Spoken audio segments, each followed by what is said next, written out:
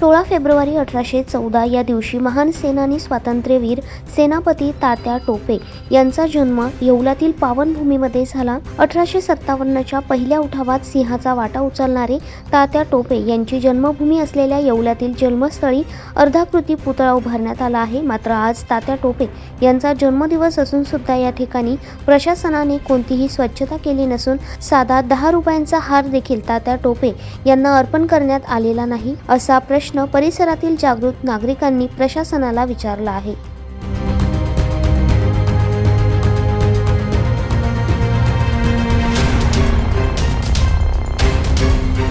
दैनिक भ्रमरसाठी प्रतिनिधी दीपक सोनवणे, येवला।